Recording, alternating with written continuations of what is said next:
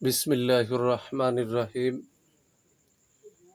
আমি আজ সমাধান করব SSC general math Dhaka board 2017 এর 10 নম্বর সৃজনশীল অঙ্কের 10 নম্বর সৃজনশীল অঙ্কটি হলো পরিসংখ্যানের অঙ্ক। কোন স্কুলের দশম শ্রেণীর 40 জন শিক্ষার্থীর গণিত বিষয়ে প্রাপ্ত নম্বর নিম্নরূপ। এখানে 40 জন শিক্ষার্থীর গণিত বিষয়ে প্রাপ্ত নম্বর এখানে দেওয়া আছে। ক নম্বরে বলেছে উপাত্ত সমূহের পরিসর নির্ণয় করো। খ নম্বরে বলেছে শ্রেণী ব্যবধান 10 ধরে ক্রমযোজিত গণসংখ্যা সারণী তৈরি করো। উপাত্ত সমূহের আয়তলেখ অঙ্কন করো। আমরা এখন ধারাবাহিকভাবে সমাধান করব।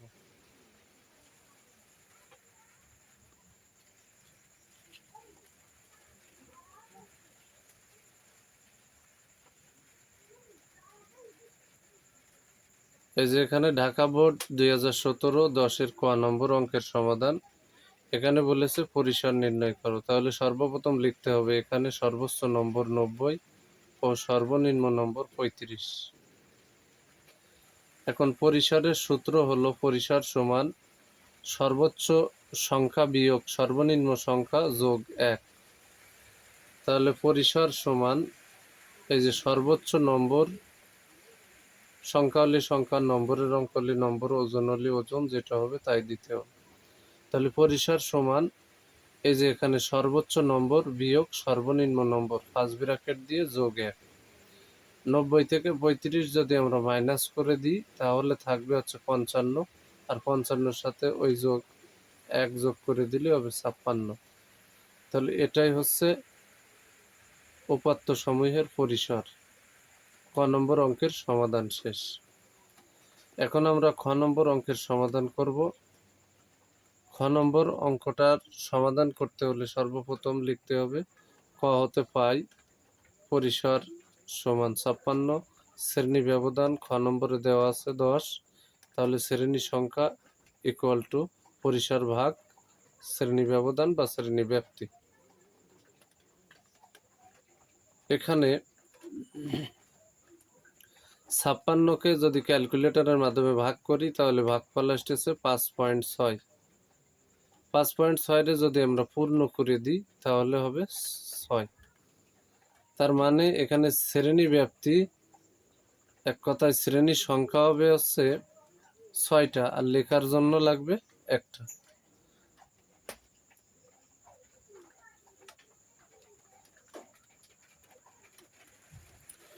খ নম্বরে বলেছে শ্রেণী ব্যবধান 10 ধরে ক্রমযোজিত গণসংখ্যা সারণী গঠন করো। তাহলে যেহেতু উপাত্ত দিয়ে আছে উদ্দীপকে, তাহলে আগে হচ্ছে গণসংখ্যা নিবেশন সারণী গঠন করতে হবে, তারপর ক্রমযোজিত গণসংখ্যা নির্ণয় করতে হবে। আমরা এখানে শ্রেণী সংখ্যা পর্যন্ত বের করলাম। এবার এখানে লিখে নিছি শ্রেণী ব্যবধান 10 ধরে গণসংখ্যা নিবেশন সারণী।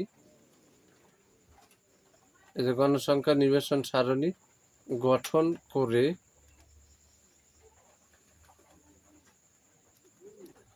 ক্রমযোজিত গণসংখ্যা সারণী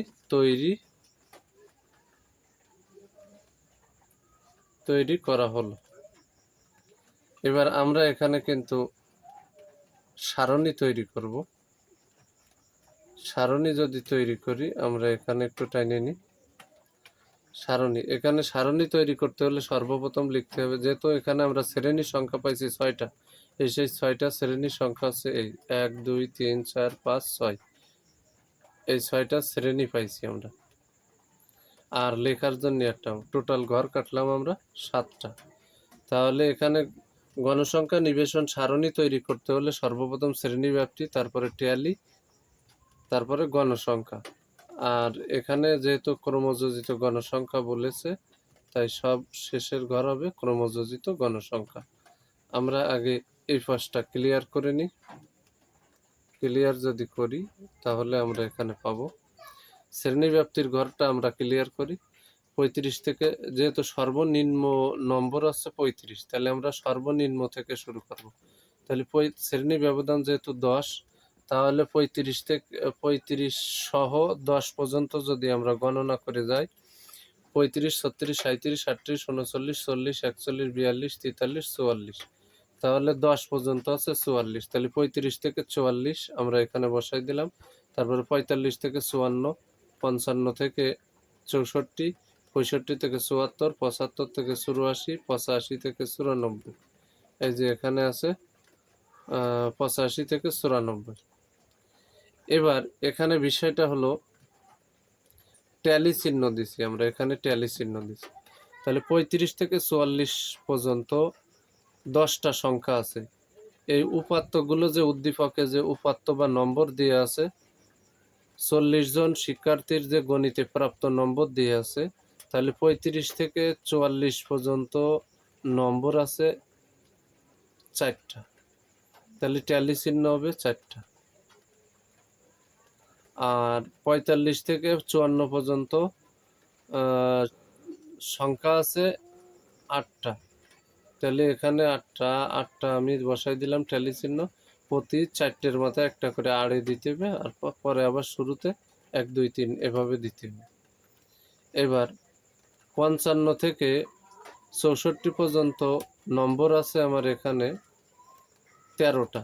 তাহলে 5টা, 10টা আর 1, 2, 3, 10 আর 3, 13টা। এবার 65 থেকে 74 পর্যন্ত নম্বর আছে 10টা। 10 জনে পেয়েছে এই নম্বর। 65 থেকে 74-এর ভিতরে নম্বর পেয়েছে 10 জন, দিয়ে দিলাম 10। আর 75 থেকে 84 এর ফলে নম্বর পেয়েছে, এই সংখ্যাগুলোর মধ্যে নম্বর পেয়েছে 3 জন। আর 85 থেকে এখানে দেয়া আছে 85 থেকে 94 এই সিরিয়ালের মধ্যে নম্বর পেয়েছে মাত্র 2 জন। আমি আবারও বলি, 35 থেকে 44 এর ভিতরে নম্বর পেয়েছে 4 জনে। 45 থেকে 54 পর্যন্ত এর ভিতরে নম্বর পেয়েছে 8 জনে। 55 থেকে 64 এই নম্বর পেয়েছে 13 জনে। 65 থেকে 74 এই শ্রেণীর মধ্যে নম্বর পেয়েছে 10 জন। 65 থেকে 74 এর ভিতরে নম্বর পেয়েছে 10 জন। 75 থেকে 84 পর্যন্ত নম্বর পেয়েছে, এক কথায় 75 থেকে 84 পর্যন্ত এই সিরিয়ালে নম্বর পেয়েছে 3 জন। আর 85 থেকে 94 পর্যন্ত এই নম্বর পেয়েছে 2 জন। তাহলে এখানে ট্যালি চিহ্ন যা গণসংখ্যা হবে তা, ট্যালি চিহ্ন যা গণসংখ্যা হবে তাই। তাহলে এখানে আমি ধারাবাহিকভাবে চলে যাই। তাহলে এখানে ট্যালি চিহ্ন আছে 4, গণসংখ্যা হয়েছে 4। এখানে ট্যালি চিহ্ন আছে 8, এখানে গণসংখ্যা হয়েছে 8। এখানে ট্যালি চিহ্ন হয়েছে 5, 10, 13, গণসংখ্যা হয়েছে 13। এখানে ট্যালি চিহ্ন আছে 10, গণসংখ্যাও 10। এখানে ট্যালি চিহ্ন আছে 3, গণসংখ্যাও 3। এখানে ট্যালি চিহ্ন 2টা, গণসংখ্যাও 2। এবার এই যে শ্রেণীব্যাপ্তি, ট্যালি আর গণসংখ্যা, এখন গণসংখ্যার আলোকেই ক্রমযোজিত গণসংখ্যা বা যোজিত ফল নির্ণয় করতে হয়। আমরা এখন ধারাবাহিকভাবে ওটা করব, ওটা দেখাই নিয়ে আসি। এই যে এখানে 4 এই যে বসাই দিলাম।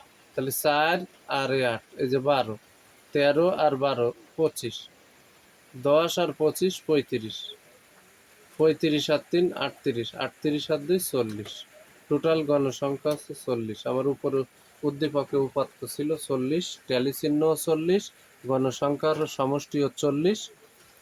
ক্রমযোজিত গণসংখ্যার শেষে এই যেটা বেরোয়েছে এটা হচ্ছে টোটাল গণসংখ্যার সমষ্টি। মানে এই 4, 8, 13, 10, 3 আর 2 এগুলো যদি আমরা যোগ করি এই 40 হবে।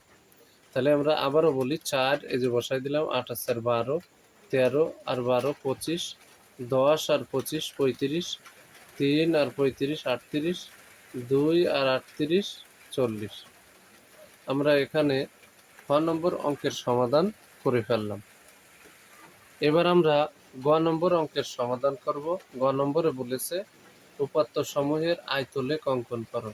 আর উপাত্ত সমূহের আয়তলেখ অঙ্কন করতে হলে খ হতে প্রাপ্ত এই সারণীর আলোকেই আয়তলেখ অঙ্কন করতে হবে।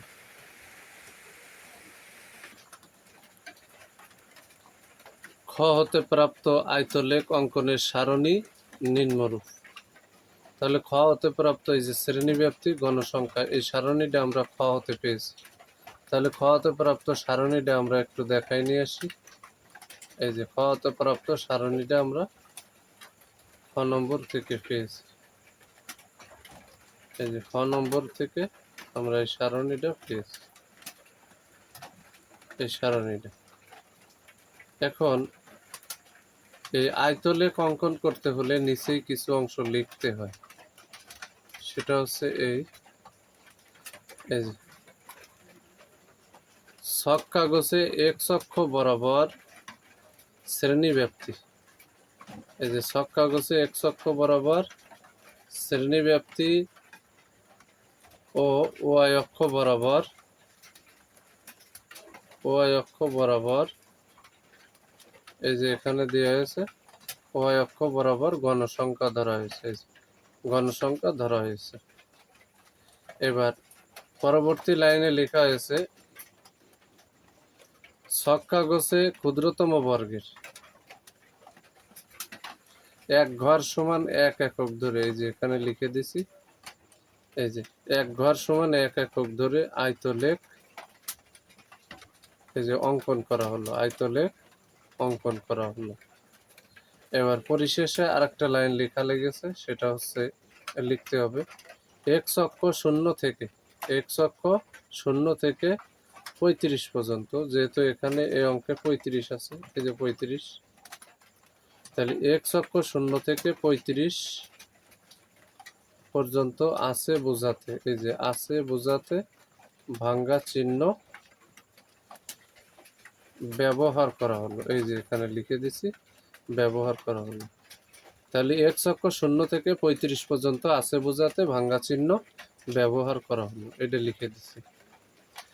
এখন এই অংশ সর্বপ্রথম এই আয়তলেখ গণসংখ্যা বহুভুজ অজীব রেখা লিখতে হলে প্রথমে ওই আয়তলেখ অঙ্কনের সারণী বা গণসংখ্যা বহুভুজ অঙ্কনের সারণী এটা লিখে নিতে হবে। পরে ছক কাগজে এই অংশটুকু লিখে দিছি, এটা পুরোপুরি লিখতে হবে, এটা পুরোপুরি সুন্দর করে লিখে দিতে হবে। লেখার পরে যে গ্রাফ খাতা আছে ওই গ্রাফ খাতায় সুন্দর করে অঙ্কন করতে হবে।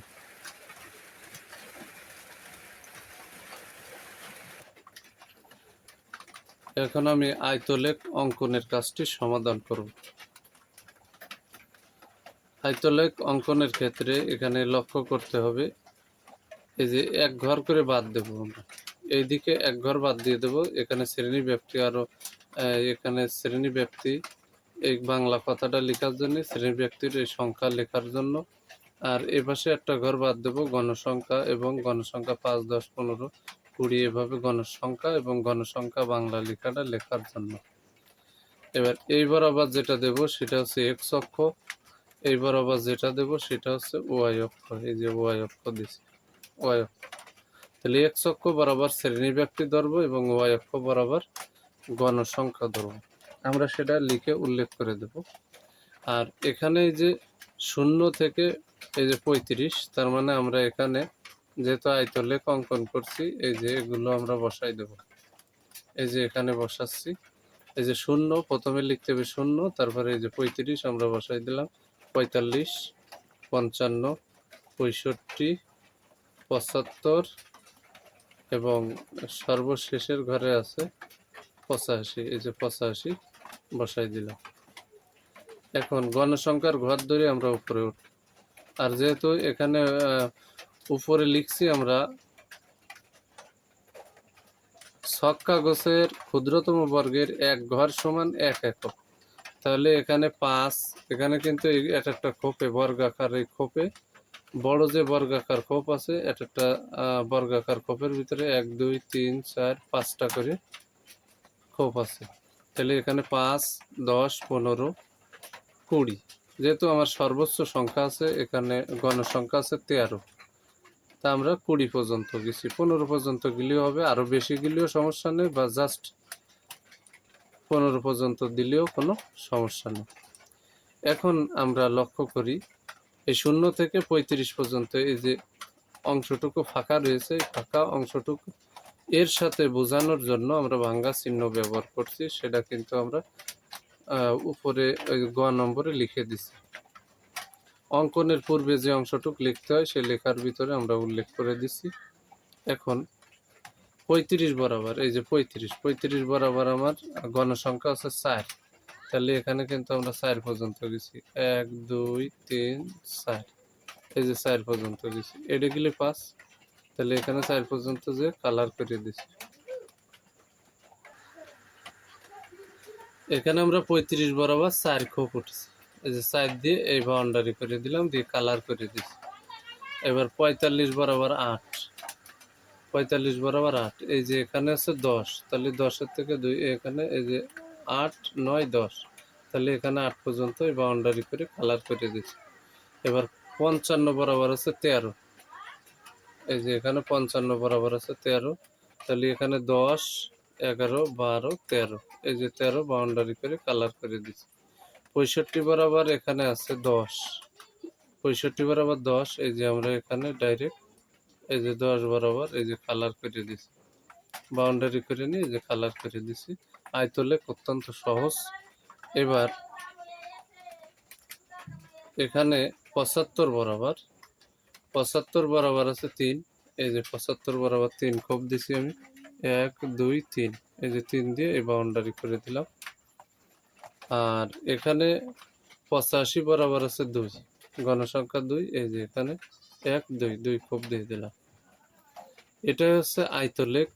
আয়তলেখ অঙ্কন করা অত্যন্ত সহজ। আমি আবারও বলি, এক্স অক্ষ বরাবর শ্রেণীব্যাপ্তি, ওয়াই অক্ষ বরাবর গণসংখ্যা, ওয়াই অক্ষ বরাবর গণসংখ্যা ধরতে হয়। গণসংখ্যার এখানে 5 10, 1 ঘর সমান 1 একক যদি হয়, 1 2 3 4 5, তাহলে 1 ঘর সমান 1 একক হলে 5 10 15 20, এখানে 15 পর্যন্ত লিখলে হয়ে যেত, আমি 20 পর্যন্ত লিখছি। আর এখানে সর্বশেষ পর্যন্ত শ্রেণীব্যাপ্তি 85। আয়তলেখ অঙ্কনের ক্ষেত্রে সবসময় নিম্নসীমা নিতে হয়। নিম্নসীমা, এই যে নিম্ন প্রত্যেকটা নিম্নসীমা নিতে হয়। আবার কেউ যদি ইচ্ছা করে আমি অবিচ্ছিন্ন শ্রেণীব্যাপ্তি নেব, তাও নিতে পারে। অবিচ্ছিন্ন শ্রেণীব্যাপ্তি তখন গঠন করে নিতে হয়। নিম্নসীমা থেকে 0.5 মাইনাস করতে হয়, আর উচ্চসীমার সাথে 0.5 যোগ করতে হয়। করলে যে অংশটা পাওয়া যায় ওটার নাম হচ্ছে অবিচ্ছিন্ন শ্রেণীব্যাপ্তি। যদি আমার এই ভিডিওটি আপনাদের ভালো লাগে, অবশ্যই লাইক কমেন্ট শেয়ার করবেন। প্রতিদিন বিগত সালের এসএসসি পরীক্ষায় আসা জেনারেল ম্যাথ সাবজেক্টের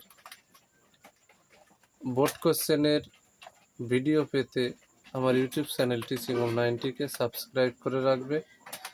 আর যারা সাবস্ক্রাইব করেছে তাদেরকে অসংখ্য ধন্যবাদ, কারণ আমি ধারাবাহিকভাবে এই জেনারেল ম্যাথের ভিডিও এলোমেলো না, ধারাবাহিকভাবে আমার ইউটিউব চ্যানেল টিচিং অফ 90তে আপলোড করি।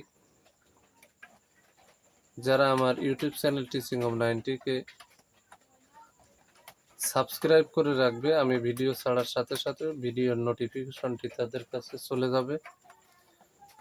আর যারা আমার ইউটিউব চ্যানেলের সাথে যুক্ত থাকবে, সে যদি নবম ও দশম শ্রেণীর ছাত্র অথবা ছাত্রী হয়, তাহলে প্রাইভেট পড়া ছাড়া সে জেনারেল ম্যাথের উপর পরিপূর্ণ প্রস্তুতি নিতে পারবে ইনশাআল্লাহ। কারণ আমি মূল বইয়ের ভিডিও ধারাবাহিকভাবে ইম্পর্টেন্টগুলো অত্যন্ত সহজ পদ্ধতিতে সমাধান করে আপলোড করি। এখন বর্তমানে বিগত সালের এসএসসি পরীক্ষায় আসা 2017 সালের বিভিন্ন বোর্ড থেকে সৃজনশীল অঙ্কগুলো সমাধান করে আমার ইউটিউব চ্যানেল টিচিং অফ 90তে আপলোড করছি। এরপর বিগত সালের এসএসসি পরীক্ষায় আসা যে এমসিকিউ আছে, এই এমসিকিউগুলো অত্যন্ত সহজ সরল পদ্ধতিতে ব্যাখ্যা সহ উত্তর বের করে আমি আমার ইউটিউব চ্যানেল টিচিং অফ 90তে আপলোড করব। যে জ্যামিতিগুলো অত্যন্ত সহজ সরল পদ্ধতিতে সমাধান করে আমার ইউটিউব চ্যানেল টিচিং অফ 90তে আপলোড করব।